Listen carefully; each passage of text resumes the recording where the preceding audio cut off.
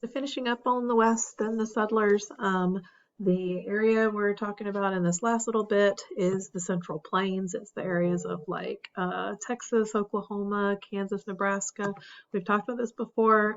People headed out west on wagons and stagecoaches, and then of course as more and more railroads were developed, especially in like the 1860s and 70s, they transported people west. And the reasons for people moving west included the ability to own more land, get resources. Sometimes it was a search for gold, sometimes it was for other natural resources, sometimes it was just for a new start. We'll mention also some people, particularly African Americans, trying to escape out of the Reconstruction era South that was dangerous. With the rise of the KKK and other groups, and with the new Jim Crow laws in effect and all that kind of stuff. So there's lots of reasons that could motivate people to head west. So what I was just speaking of about the idea of moving out of the South, former slaves who were now free but did not necessarily have opportunities available to them. And we talked about how many former slaves remained in the South, often as sharecroppers on the same land that they had been on before. But if there was the ability and the resources to be able to get out, that would be an appealing option due to, like I said, the rise of hate groups and the increase in discriminatory laws and stuff like that. So African Americans who moved west had a nickname of their own known as exodusters. And it comes from the word Exodus, which is not just a book of the Bible, which if you think about it, if you know about Exodus and you think about what it's about, it still fits. But an exodus means a mass leaving from a place. So in this case, the leaving of African Americans out of the South. So they're called exodusters. One of the big appeals of the West came about with a law that was passed by Abraham Lincoln in the middle of the Civil War. I mentioned it back in the Civil War unit. You probably don't remember it because it was pretty passing and fleeting. Was the Homestead Act. Now, the Homestead Act, basically, it was initially passed in order to encourage people to move west so that that land could be developed and then utilized for the purposes of the war at the time. But what it did was it basically said, here's free land. Anybody who wants to head out west and claim land in this certain areas that it was talking about could get 160 acres of free land. And so you might think if something sounds too good to be true, it probably is. But that land actually was free. There's not a catch there. It's going to be free. The catch comes with you don't actually get the title to the land, the deed to the land, until you have lived there for 5 years. And you must actually live on the land and improve the land. In other words, you can't just like keep your home back in like Virginia and claim this land out in Oklahoma and never actually go live there, collect the land and then try to sell it, to make money. I mean, that might be a money-making idea that might sound, smart to you. I don't know, but you can't do that. You actually have to go you have to actually improve the land. You can't just leave it barren.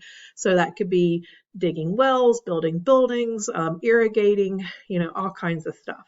But you have to keep it for 5 years and improve the land. So that's accomplishing what it was saying, where it was the idea of building up the West more. So once you've lived there for 5 years, which is no easy task because this area of the country had a lot of challenges. It lacked a lot of natural resources that would be helpful for living, such as trees. It's a very flat, prairie-like land that lacks a lot of like building construction materials. It has extreme weather. It's very hot in the summer. It's very cold in the winter. You've got tornadoes the rest of the year. I mean, it's a difficult life, to make it out there, especially if you're starting with nothing to build up that land. But if you can make it for 5 years, then you get the deed and it's free completely. So how did they actually determine who gets what land? This is, I think, a really interesting thing in history. It's known as a land rush. Basically what the government did was they took these huge plots of land and divided it into plots, 160-acre plots. And in each plot, there was a flag. They would put a stake with a flag on it in each of those plots. Then everybody who wanted to go and claim that land, they would arrive on the day before or right before it was opened up for settlement. Like you couldn't just, go and, I mean, there was a process for this. Like like on the starting line, they would actually have a race for this. So they would show up, they would be assigned a flag of their own, that, represents their family or whatever.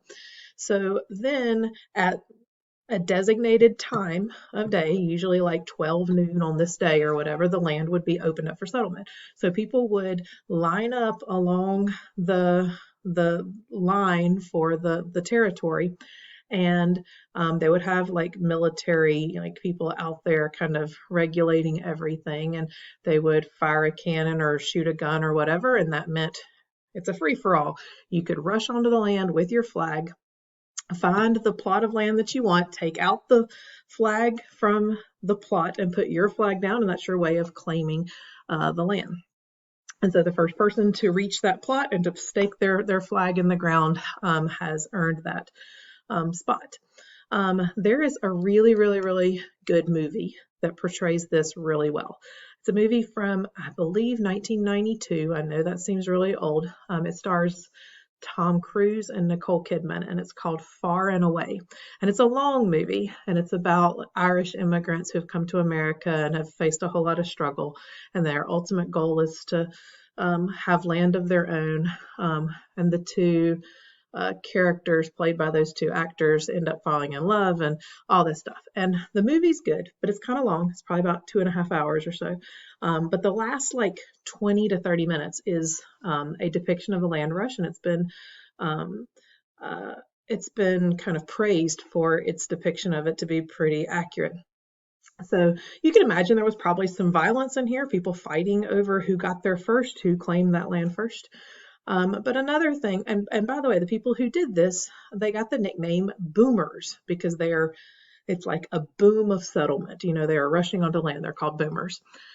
Now, there's another kind of crazy thing that would happen sometimes, and I sort of compare the Oklahoma land rush to like Black Friday shopping, where everybody's like lined up outside the store, and as soon as the door opens, everybody rushes in there to try to get their hands on one of the TVs on sale or whatever. Well, there are, and by the way, here's some pictures of the land rush. But there were people who tried to get around the system, tried to find a way to cheat, basically. If we keep up the Black Friday analogy, you could imagine this might be someone who snuck into the store the day before and hid in the tent in the camping section or in the bathroom or whatever. And then before the doors open, they could like get a little head start, get to the electronic section like before everybody else and claim one of the TVs. Well, people in the land rush did this by trying to sneak out onto the land before the land was actually open for settlement.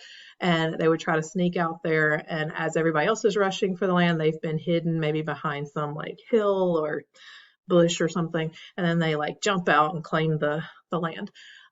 Or it could be people who try to jump the gun at the starting line. They would often be shot by the people who are kind of regulating the race.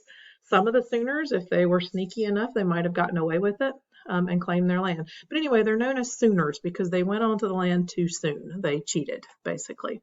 You may have heard the name Sooners because it's a mascot for the University of Oklahoma. Their cheer is Boomer Sooner. It's a reference to both the Boomers and the Sooners. For a long time in Oklahoma, calling somebody a Sooner was a derogatory term. It was considered an insult, like you're a cheater. But eventually they kind of adopted it, and now it's called the Sooner State. And at all their football games and stuff, they have this whole like prairie settler kind of shtick going on. There's the Sooner schooner. A schooner is like a wagon. But anyway, so have you ever heard that? That's where the term Sooners came from. So, but once you've got your land, it's not an easy life to try to make it out there.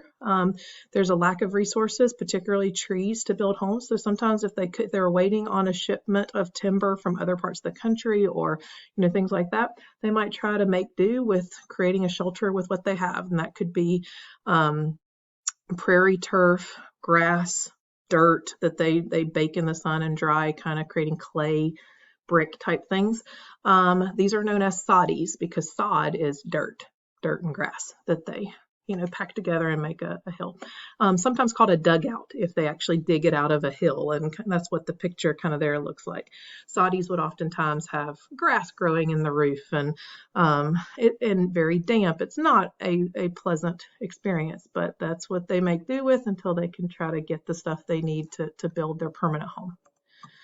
All right, so there was a concern that so many people rushing west, claiming land and all that it would detract from the natural beauty of America, that there would be no untouched land left in our country. So people like Henry Washburn and Nathaniel Langford made it their mission to try to preserve the land and preserve the beauty and the untouched, like pristine, land. And so these two helped to establish the first national parks in the United States. Particularly Yellowstone National Park is the first of the national parks.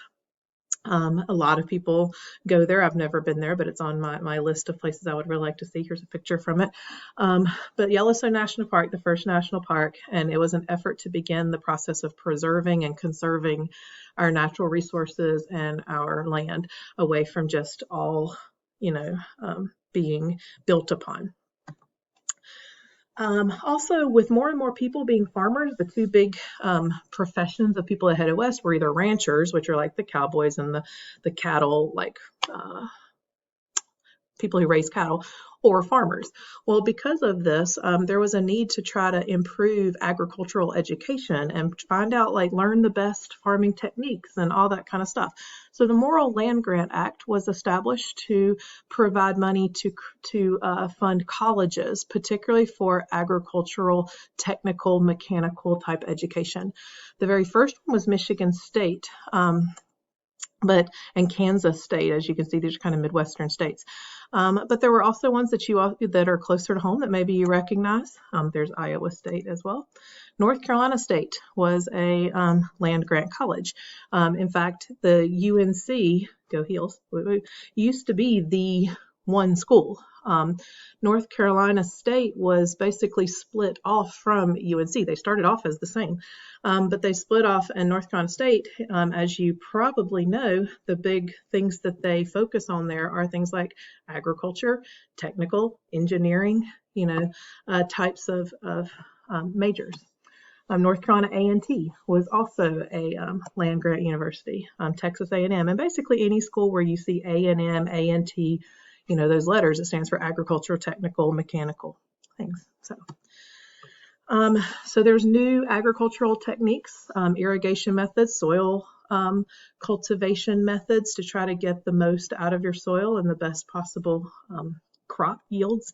There were also the inventions that helped with the Western expansion of the farmers. Inventions we learned about earlier, things like the steel plow and the mechanical reaper, John Deere, Cyrus McCormick, you may remember that from a while back, but those played a huge role in the development of the West with farmers. Bonanza farms developed. I call these kind of like the Walmart of farms. These were big corporate farms that specialized in one crop and just they grew tons and tons of these large crops.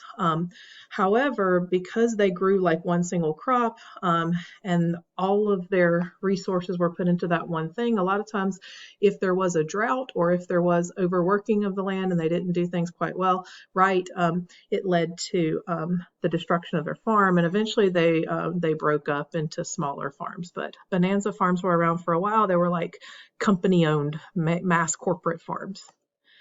Lastly, the farmers, they're a growing group in the country. They have specific problems that face them, like railroad companies that try to price gouge them because they know that the farmers rely on them in order to get their crops to market, so they would jack up prices. There was problems with the lack of money in circulation to help them pay their debts on their land. So the farmers will grow in number, and that means that they will have a bigger and bigger influence on government and politics going forward. And the first unit that you will start with next year in American 2 is populism, which was the movement of farmers that are trying to address this issue. So that is where we wrap up. So that's the end of American 1, everybody. Have a lovely day.